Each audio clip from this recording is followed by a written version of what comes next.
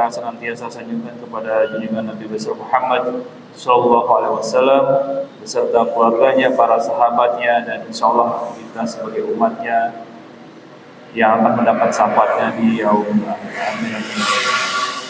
Bapak-bapak, ibu-ibu, hadirin rahimakumullah, kajian subuh kita pada pagi hari ini insya Allah akan diisi oleh Ustadz Dr. Asrorudin Mukhtar SMA. Alhamdulillah Ustadz sudah ada di tengah-tengah kita, dan tema kajian tematik kita pada pagi hari ini yaitu orang yang beruntung menurut Al-Quranul Karim. Jadi marilah kita sama-sama menyimak kajian kita pada pagi hari ini. Mudah-mudahan apa yang disampaikan oleh Ustadz menjadikan amal ibadah kita di kehidupan kita sehari-hari. Demikian kami sampaikan sebelum kita memulai kajian pada pagi hari ini. Marilah bersama-sama kita membaca basmalah. Bismillahirrahmanirrahim. Wassalamualaikum warahmatullahi wabarakatuh. Assalamualaikum. Ada Pak Ustadz, kami silakan. Assalamualaikum warahmatullahi wabarakatuh. Alhamdulillahilladzi anzala sakinata fi qulubil mu'minin. Asyhadu an la ilaha illallah wahdahu la syarikalah wa asyhadu anna Muhammadan abduhu wa rasuluh la nabiyya ba'dah. Allahumma shalli wa sallim ala nabiyyil ummah wa ala alihi wa sahbihi ajma'in, amma ba'd. Qala Allah ta'ala fil kitabil karim, a'udzu billahi minasy syaithanir rajim. Bismillahirrahmanirrahim. Ya ayyuhan nasu u'budu rabbakumul ladzi khalaqakum walladzina min qablikum la'allakum tattaqun. Wa qala Rasulullah sallallahu alaihi wasallam, man salaka tariqan yaltamisu fihi ilman sahalallahu lahu bihi tariqan ilal jannah. Rasulullah berkata, barang siapa yang menempuh jalan untuk menuntut ilmu, maka Allah mudahkan baginya jalan menuju surga. Mudah-mudahan langkah kita ke masjid ini untuk menghadiri majelis ilmu, menuntut ilmu, ini menjadi wasilah dimudahkannya kita untuk meraih surganya Allah Subhanahu wa ta'ala. Hadirin kaum muslimin dan muslimat rahimakumullah, alhamdulillah tak henti-hentinya kita selalu bersyukur kepada Allah karena sampai detik ini kita masih diberikan nikmat hidup. Kita masih diberikan kesempatan untuk bernafas. Kita masih diberikan nikmat umur panjang, wabil khusus nikmat iman, nikmat Islam, dan nikmat-nikmat yang lainnya, sehingga atas dasar nikmat-nikmat tersebut kita dapat melangkahkan kaki kita ke masjid yang sama-sama kita cintai ini dalam rangka memenuhi kewajiban kita beribadah kepada Allah, khususnya menunaikan sholat subuh secara berjamaah.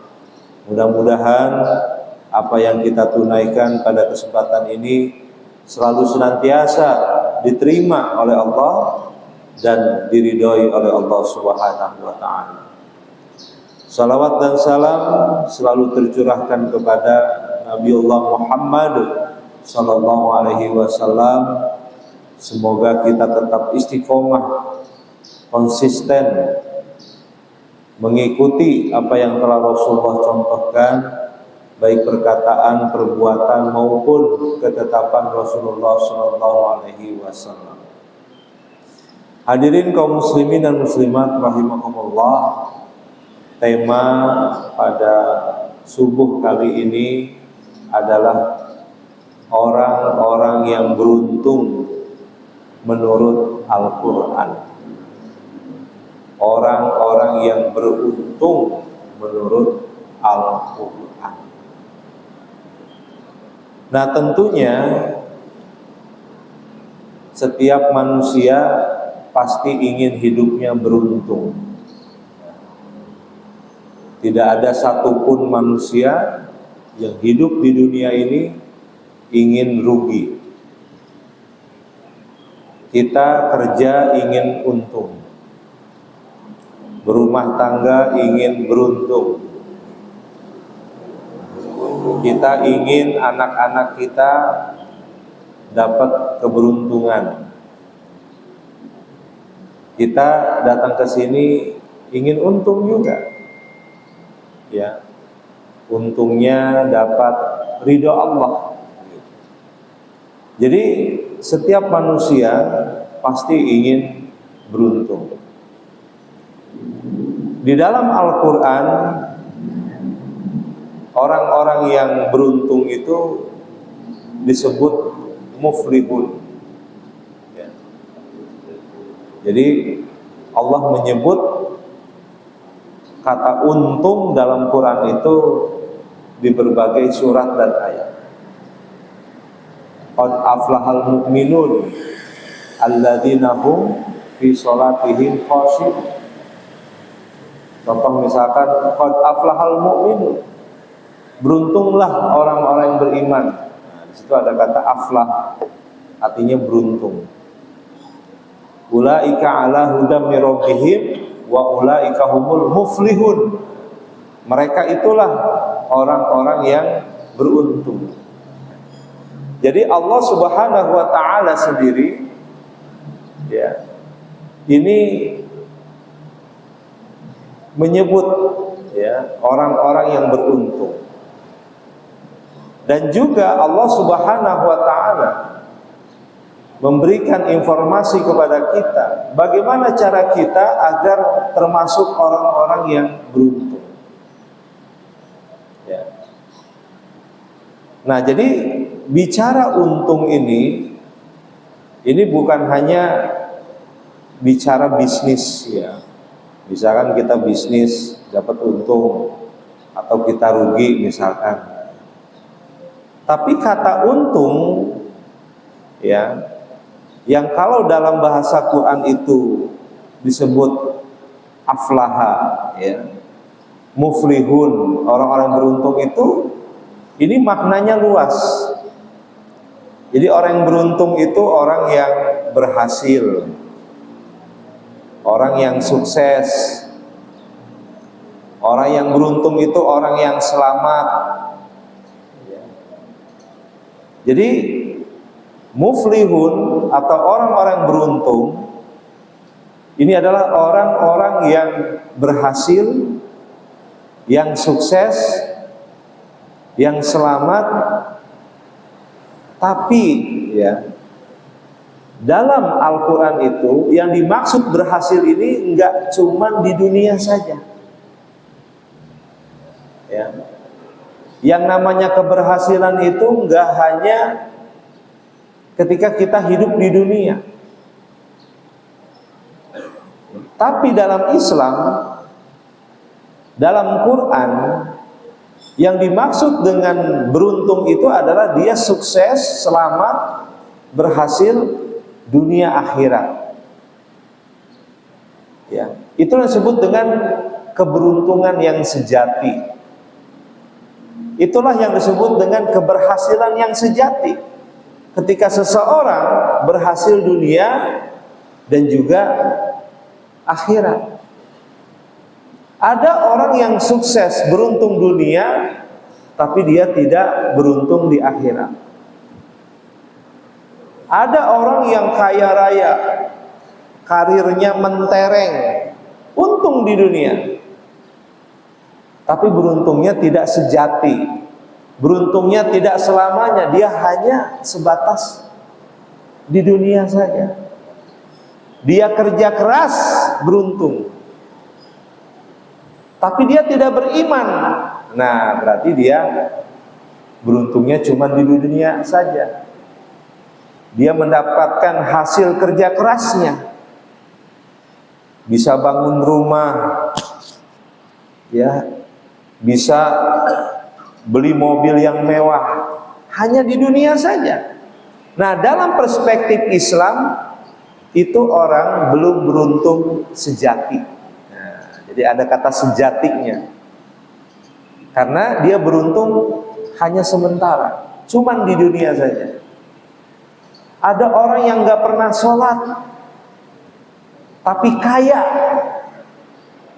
Ada orang yang suka bermaksiat tapi karirnya mentereng.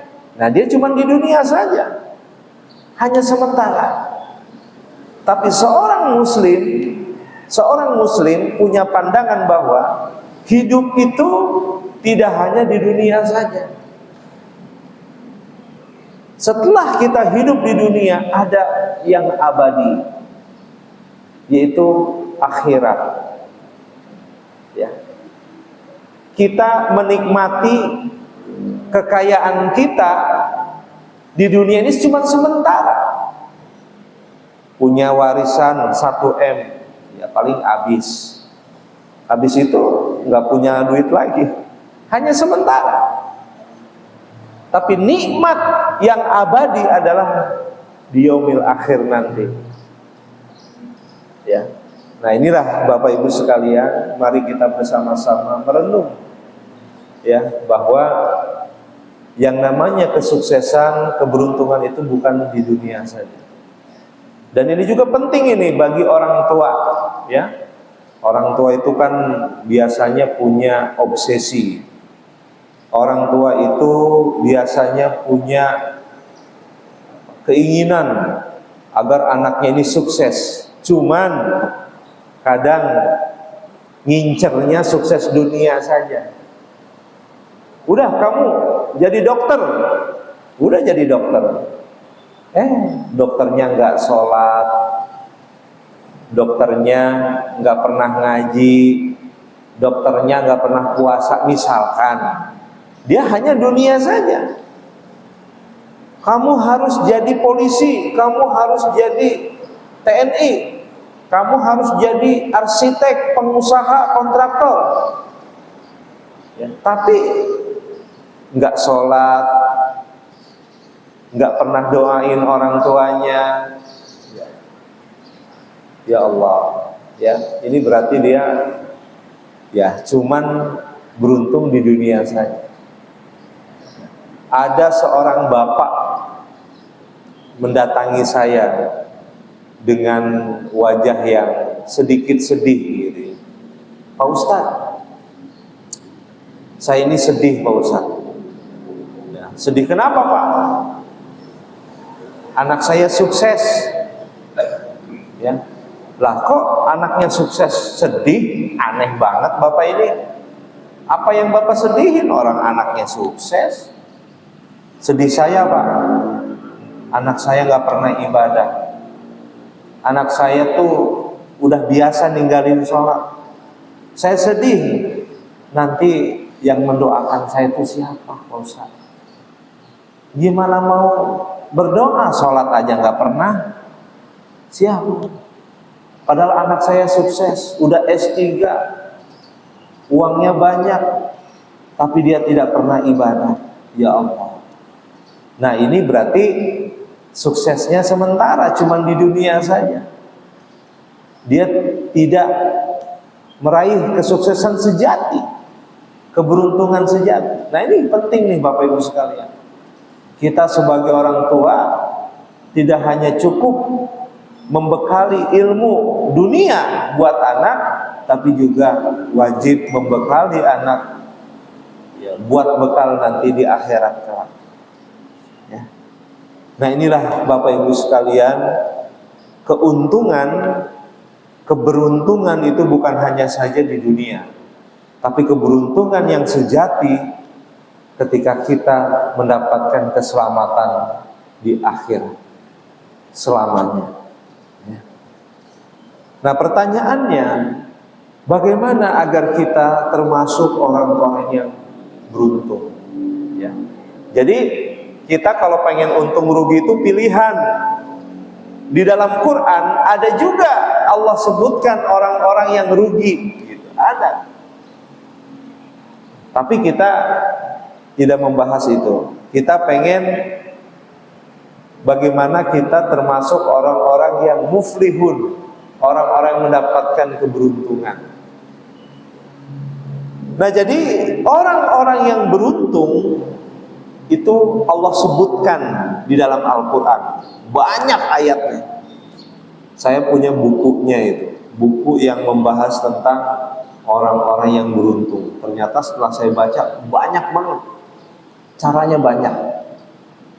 Tapi pada kesempatan ini ya saya tidak menyampaikan banyak ayat, mungkin hanya beberapa ayat saja. Yang ini nanti bisa kita jadikan sebagai bekal buat kita agar kita mendapatkan keberuntungan, agar kita termasuk muflihun. Nah, muflihun itu orang-orang yang beruntung. Nah, orang yang beruntung itu dalam Quran ya, ini diantaranya terdapat Quran surah Al-Baqarah. Nih, Bapak Ibu pasti semua sudah hafal.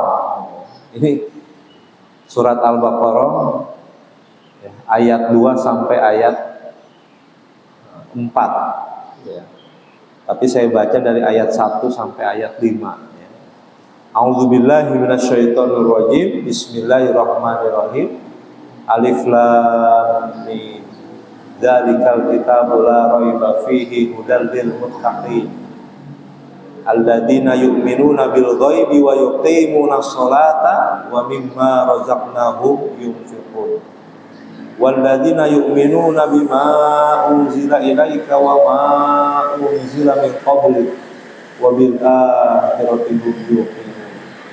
Ulaika ala hudan min rabbihim wa ulaika humul muflihun.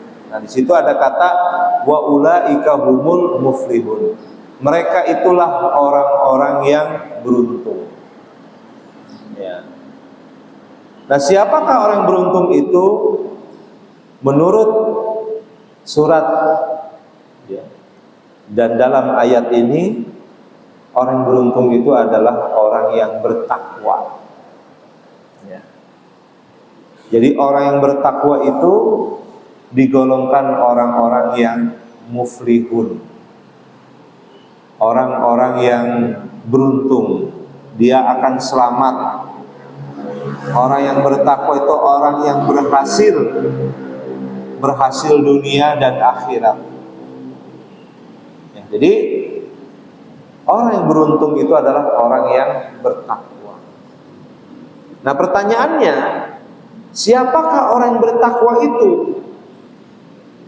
Nah, orang yang bertakwa itu menurut ayat ini ya, yang pertama adalah alladzina yu'minuna bil ghaib,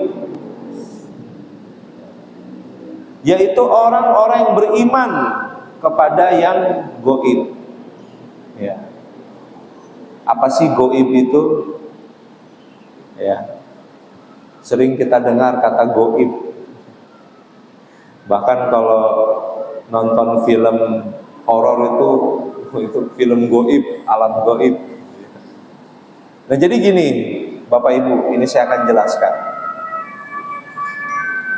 Jadi dalam kajian tauhid ya, itu ada yang namanya gaib, ada yang namanya syahadah. Oke? Ada yang namanya gaib, ada yang namanya syahadah.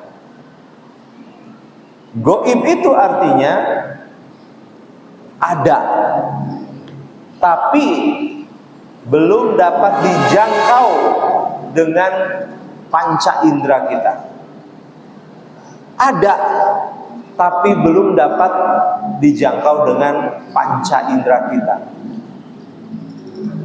Contohnya malaikat, Malaikat ada, goib. Kenapa disebut goib? Karena belum dapat dijangkau dengan panca indera kita. Jin itu goib. Surga, neraka itu goib. Ada nggak? Ada. Makanya kita beriman kepada yang goib. Kita meyakini itu ada, tapi belum dapat dijangkau dengan panca indera. Nah, kemudian ada juga yang disebut syahadah. Ya, syahadah itu dia ada, tapi bisa dijangkau dengan panca indera. Contoh ini, minuman ada. Ini bukan goib ini ada. Ini syahadah namanya.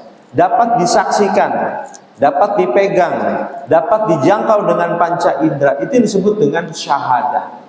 Tapi kalau goib itu ada, tapi belum dapat dijangkau dengan panca indera. Contohnya apa Pak Ustadz? Contohnya malaikat, jin, ya itu contoh. Itu disebut dengan makhluk goib. Dan kita percaya, kita yakin, ya kita yakin. Nah, terus apa sih hikmah kita beriman kepada yang goib?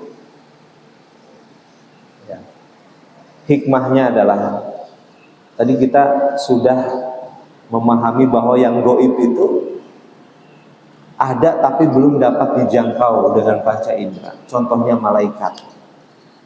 Nah, hikmahnya kalau kita percaya sama yang goib, itu kita merasa diawasi.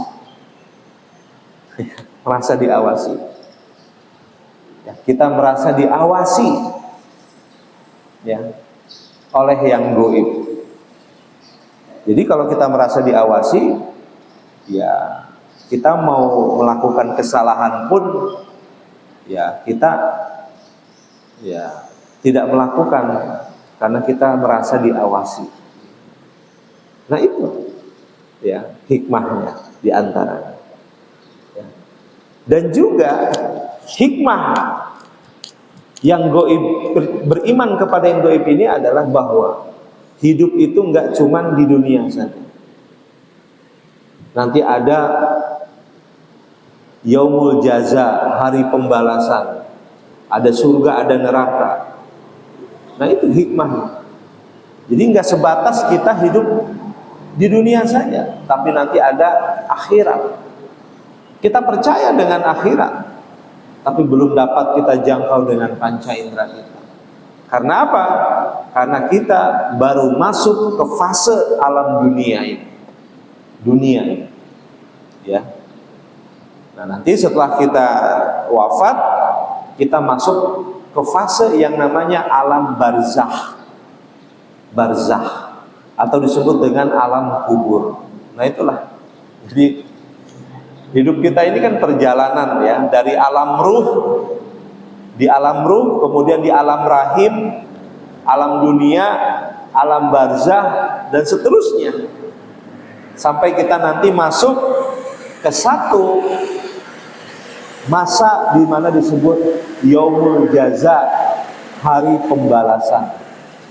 Nah, disitulah di mana kita akan dibalas. Kalau kita bertakwa, kita beruntung. Kalau kita beriman, kita selamat. Tapi sebaliknya kalau kita tidak beriman, kalau kita tidak bertakwa, maka pasti kita tidak selamat. Maka silahkan mau milih yang mana, ya. Jadi kita silahkan mau milih yang mana. Tapi ingat, setiap pilihan itu terikat dengan konsekuensi. Walaupun manusia bebas memilih, tapi dia tidak bisa bebas dari akibat. Tidak bisa bebas dari dampak. Apapun yang kita lakukan di dunia ini pasti berdampak pada akhirat. Berdampak. Ya. Itulah. Jadi pilihan, ya, pilihan. Kita mau selamat di jalannya ini. Kalau kita mau hancur hidupnya juga ada caranya. Pilih saja. Nah, kita semua pengen beruntung, pengen selamat, bukan hanya saja kita, tapi seluruh keluarga kita, bahkan warga jamaah Masjid Al-Hikmah semua pengen selamat. Itu. Nah, jadi kembali lagi, orang yang beruntung itu adalah orang yang bertakwa. Dan ciri orang yang bertakwa itu yang pertama adalah alladzina yu'minuna bil ghaib. Dia beriman kepada yang gaib. Kemudian yang kedua, wa yuqimunas shalah. Orang yang bertakwa itu yang disebut oleh Allah orang yang beruntung adalah orang yang selalu mendirikan sholat, menegakkan sholat. Ya. Jadi ada yang bertanya, Pak Ustadz, kok dalam Quran itu Allah memerintahkannya bukan mengerjakan, tapi menegakkan. Dirikan, bukan kerjakan. Dirikanlah sholat, tapi bukan kerjakanlah sholat. Kenapa? Karena kalau ngerjain sholat semua orang bisa, ya. Tapi menegakkan sholat ini yang tidak semua orang bisa. Yang disebut dengan mendirikan, menegakkan sholat, selain dia istiqomah, tegak, istiqomah, kemudian juga dia memenuhi syarat dan rukun dalam sholat, juga ini yang penting ini, dia khusyuk dalam sholatnya. Inilah kalau orang yang sholatnya khusyuk, kata Allah, qad aflahal mu'minun alladzina hum fi sholatihim khashi'un. Beruntunglah orang-orang yang beriman yang ketika sholat dia khusyuk. Jadi sholat itu ada yang berkualitas, ada yang tidak berkualitas. Kalau yang berkualitas itu adalah sholat yang khusyuk, punya quality. Tapi yang tidak khusyuk itu yang tidak berkualitas. Ini bukan masalah diterima atau tidaknya sholat kita oleh Allah, itu urusan Allah. Tapi ini kita bicara quality, kualitas. Seperti Bapak Ibu datang ke sini, ikut pengajian, ada yang fokus, ada yang khusyuk, itulah yang berkualitas. Dan ada yang ngajinya juga nggak fokus, nggak khusyuk, akhirnya nggak berkualitas. Seperti puasa, puasa itu ada yang berkualitas, ada yang tidak. Makanya kata Rasulullah, kam min shaimin laisa lahu min siyamihi ilal juwal atos. Berapa banyak orang yang berpuasa tapi nggak dapat apa-apa, artinya nggak berkualitas. Yang cuma didapatkan itu hanya apa? Lapar dan haus saja. Nah, kalau kita pengen beruntung, maka sholatnya khusyuk. Nah, pertanyaannya, bagaimana agar sholat itu khusyuk? Nah, kita harus tahu dulu arti khusyuk itu apa sih? Apa arti khusyuk? Apakah khusyuk itu sholatnya begini nih? Wah, itu mah kayaknya ada masalah. Ustaz, itu khusyuk ya? Itu bergetar, bukan khusyuk. Ingat, khusyuk itu letaknya di, ada orang yang sholatnya begini, seolah-olah khusyuk, tapi pikirannya nggak khusyuk, hatinya nggak khusyuk. Sholat di sini, pikirannya di Piala Dunia. Nah, sekarang kan lagi Piala Dunia kan, Inggris lawan apa? Prancis, ya. Iya. Tapi, nah, kita memilih ibadah di sini. Ya, itu mah negara orang lain lah. Ngapain? Namanya bola mah ada menang, ada kalah. Ya. Nah, jadi jangan sampai nanti pas sholat gol. Kayaknya mah kalah itu Prancis itu. Kayaknya mah, ya. Iya. Betul nggak? Ya. Jadi kembali lagi Bapak Ibu, sholat khusyuk itu sholat yang berkualitas dan kita akan mengalami keberuntungan. Khusyuk itu artinya nih ya, artinya rendah.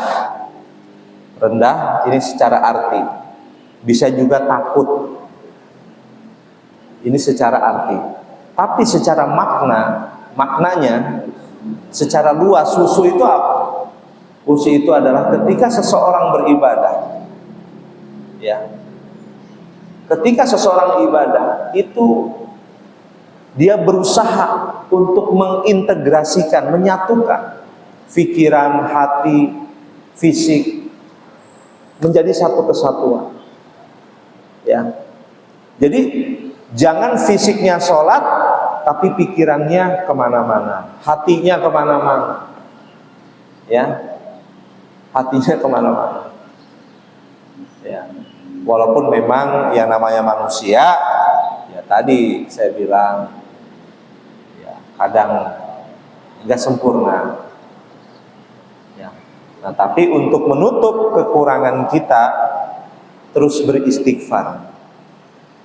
Ya, kita memohon ampun kepada Allah. Bisa jadi tadi kita sholat enggak khusyuk, ya kita istighfar. Solusinya istighfar, mohon ampun. Toh kita udah usaha, udah maksimal, tapi memang itulah kemampuan kita. Kita lengkapi kekurangan kita dengan selalu beristighfar. Makanya kita habis sholat istighfar kan? Astagfirullah. Kita mohon ampun, bukan atas dosa-dosa kita saja, tapi kekurangan kita dalam ibadah pun kita banyak kekurangan, maka lengkapi dengan selalu beristighfar. Astagfirullahaladzim. Karena kita nggak sempurna. Ya. Manusia itu kan disebut jelma ya kalau bahasa Sunda. Ya, jelma itu jurik and malaikat. Kadang bisa jadi jurik, bisa jadi malaikat. Itulah manusia kadang-kadang. Ya. Kadang ya bisa salah, bisa benar, itu manusia. Tapi untuk menutupi kesalahan kita, kekurangan kita, caranya dengan terus beristighfar, memohon ampun kepada Allah Subhanahu. Kalau kita lagi emosi, astagfirullah, ya Allah, tadi salah, marah, istighfar. Nah, jadi kembali lagi, wa yuqimunas shalah, orang yang mendirikan sholat adalah orang yang beruntung, tapi sholatnya sholat yang khusyuk. Dan cara khusyuknya bagaimana kita mengintegrasikan antara pikiran, hati, dan gerakan semuanya. Ya. Dan juga cara kita agar khusyuk adalah, ini saya kasih tips ya. Kalau kita memahami apa yang kita baca, itu menambah kekhusyuan kita. Tapi kan nggak semua orang bisa tahu apa yang dia baca. Bapak Ibu baca tahiyat awal, tahiyat akhir, tahu nggak artinya? Belum tentu tahu. Ya.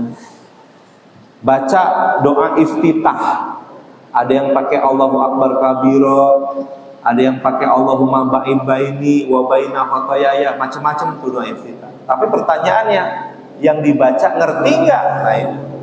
Makanya penting nih kita, kalau kita ya baca-baca doa-doa, kita lihat juga artinya, ya, biar kita lebih mantap lah gitu ya. Yang kita lafazkan kita pahami.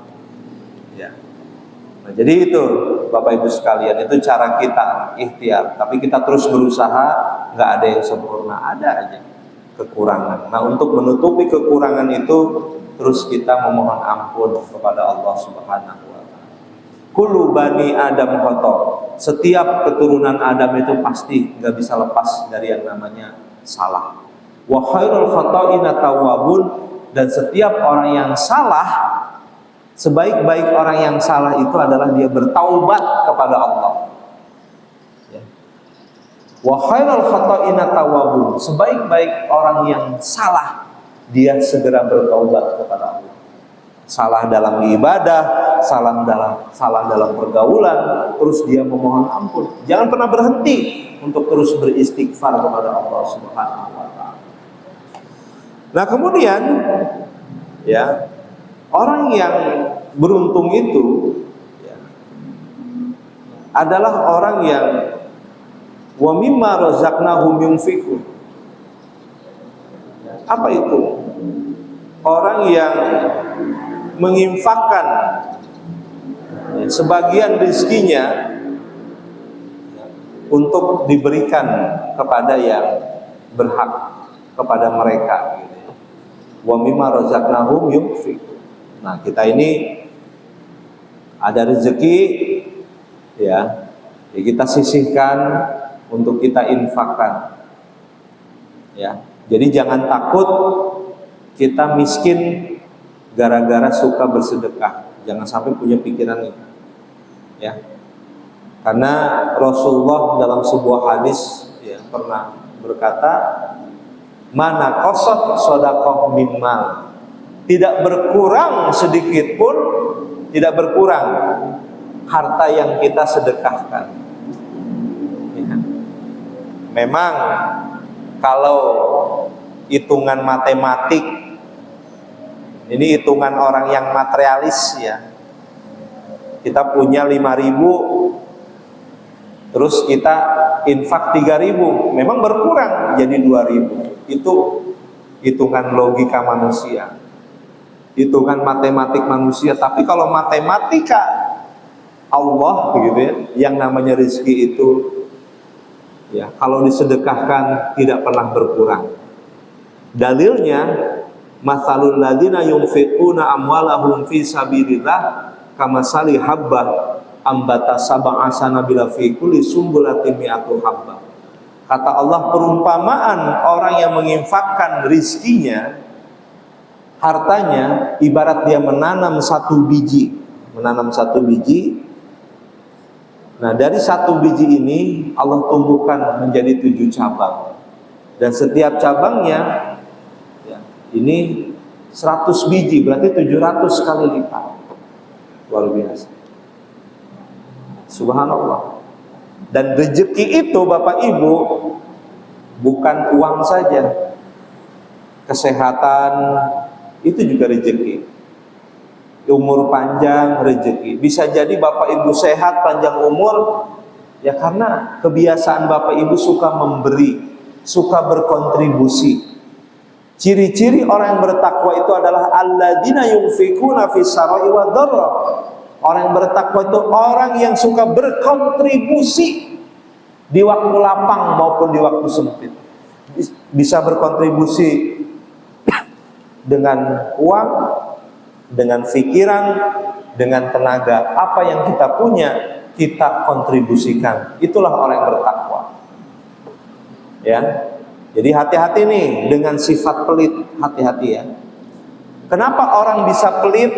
Karena dia tidak rela hartanya dinikmati oleh orang lain. Ada anak yang pelit, anaknya kaya, tapi tidak rela dinikmati hartanya oleh orang tuanya. Ada juga orang tuanya pelit, disaldo berapa? 1 M, tapi anaknya sakit, nggak mau berobat, takut saldonya berkurang. Pelit, koret. Hati-hati nih dengan sifat pelit. Ya.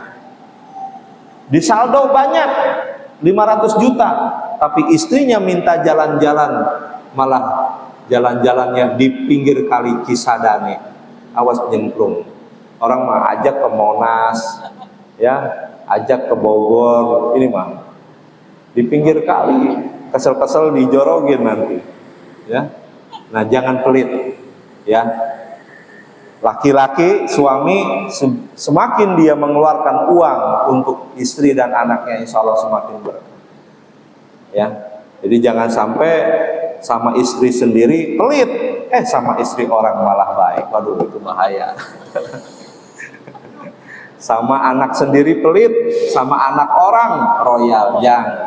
Ya, pokoknya sebagai suami harus baik buat keluarganya. Karena Nabi pernah berkata begini, khairukum li ahlihi. Sebaik-baik kamu adalah yang memberikan kebaikan kepada keluarganya, baik buat keluarga.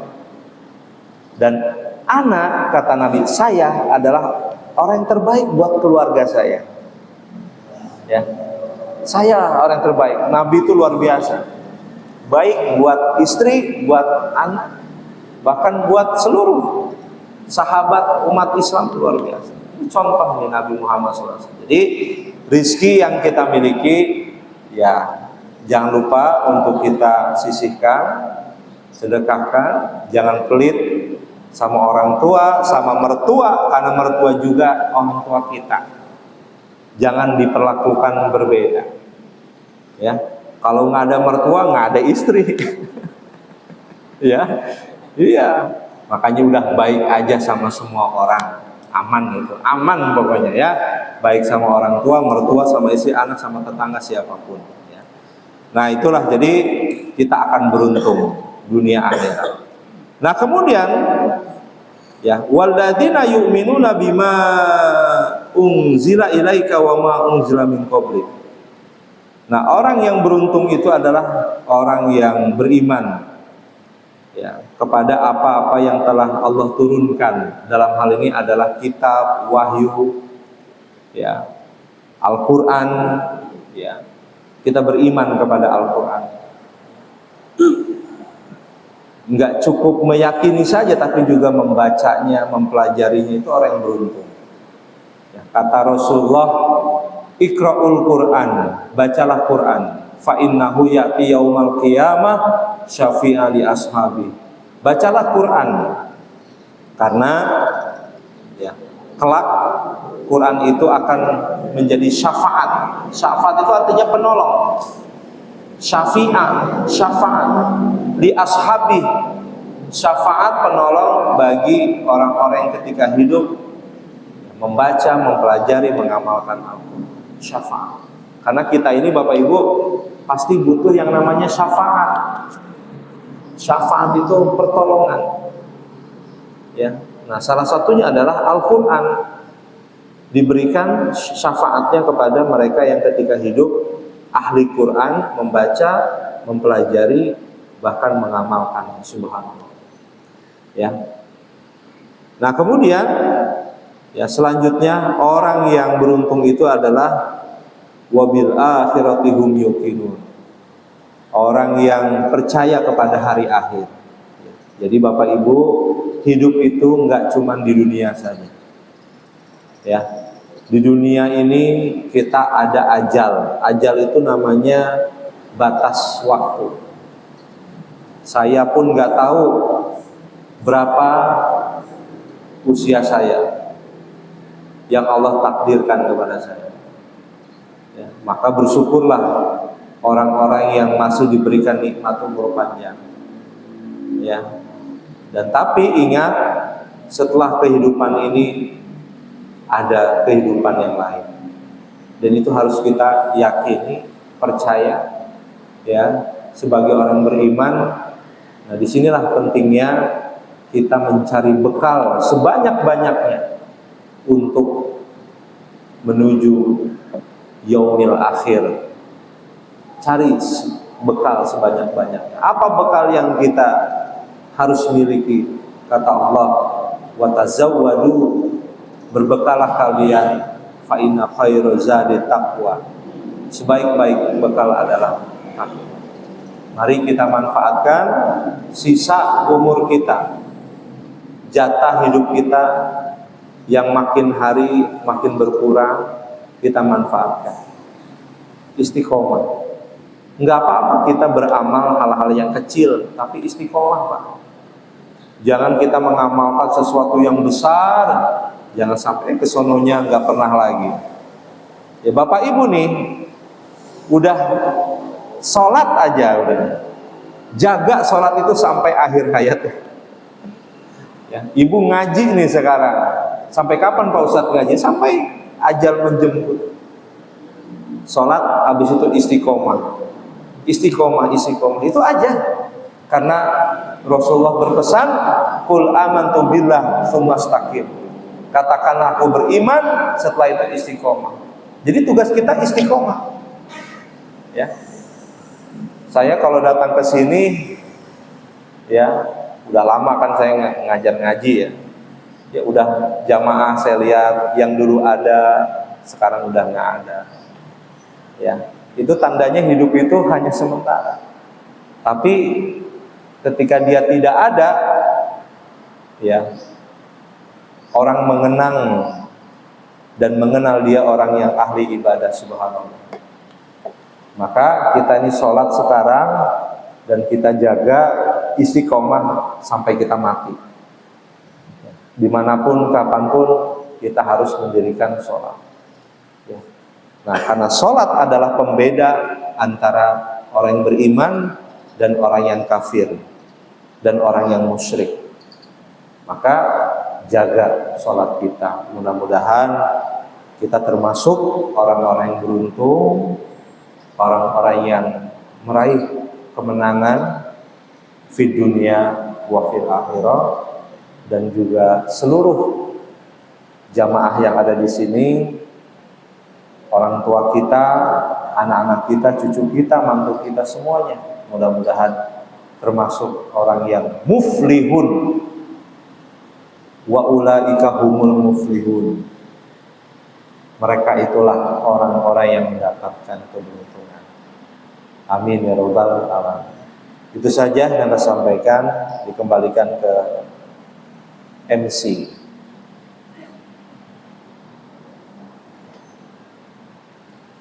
Alhamdulillah telah kita mendengarkan kajian pada siang ini. Kami dengan tema Allah yang bersyukur Allah. Orang yang bersyukur itu berusaha Allah yang Tuhan. Bagi bapak-bapak ibu yang ini bertanya, apakah sudah merasa menjadi orang yang beruntung karena ini disilakan dokter? Ibu selalu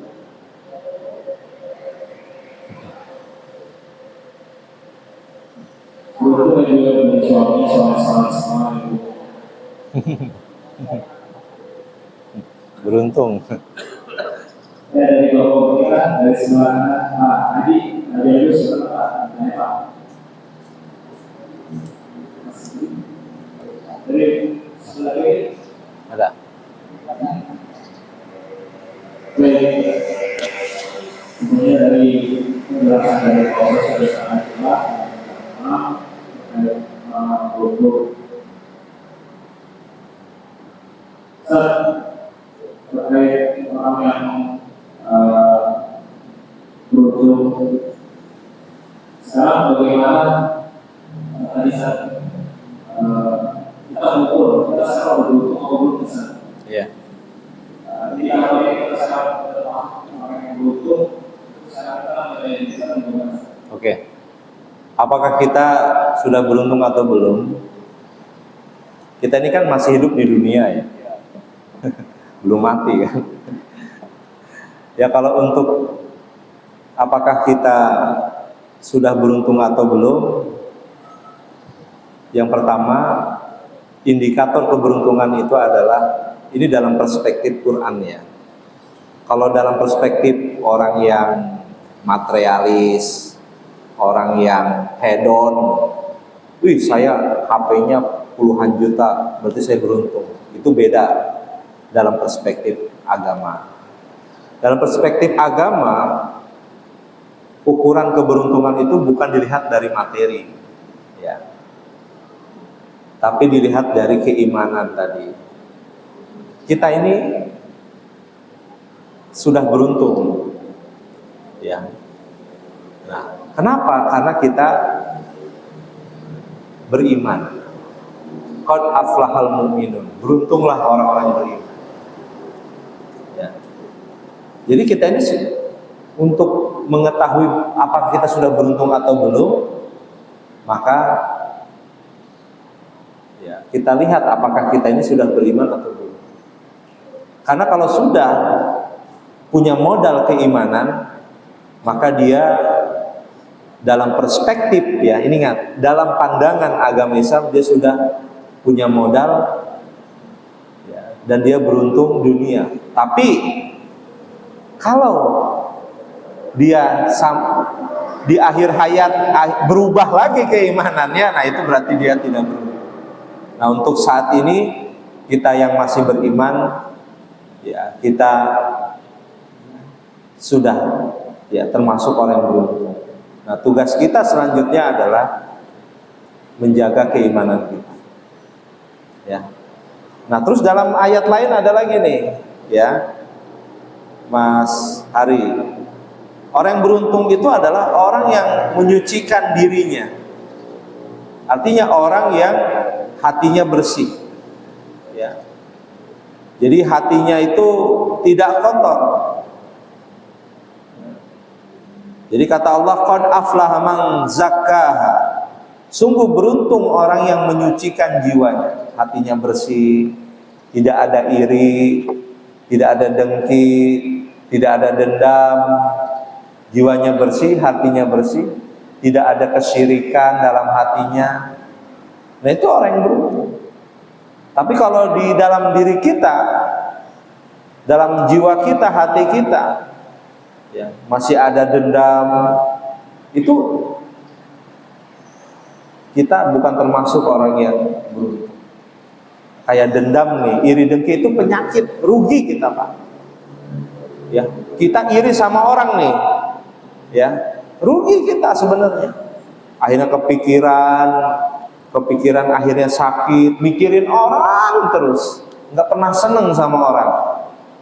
Ya, akhirnya dia rugi. Nah, maka Bapak Ibu yang hatinya bersih, tidak ada dendam, tidak ada dengki, ya, dan tidak melakukan perbuatan syirik, ya, bersih dari perbuatan syirik, bersih dari maksiat, bersih dari dendam, penyakit-penyakit hati yang bersarang dalam diri kita, maka itu orang beruntung. Nah, ditanya, Pak Ustadz, saya udah beruntung belum? Ya, tergantung Mas Hari.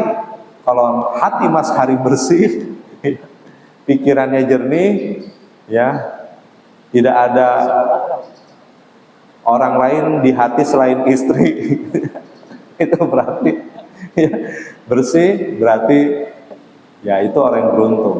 Dan kita bisa mengukur itu. Kita sudah beriman, nah hati kita sudah bersih belum?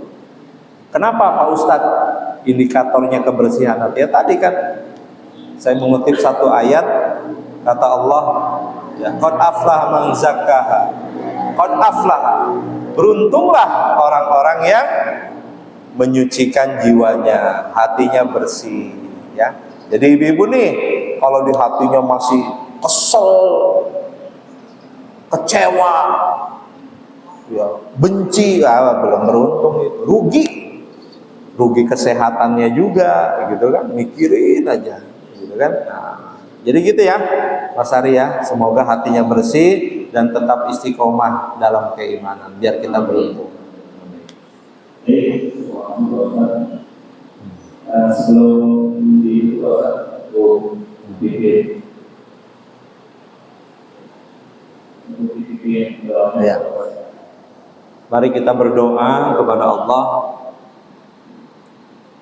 A'udzubillahi minasyaitonirrajim. Bismillahirrahmanirrahim.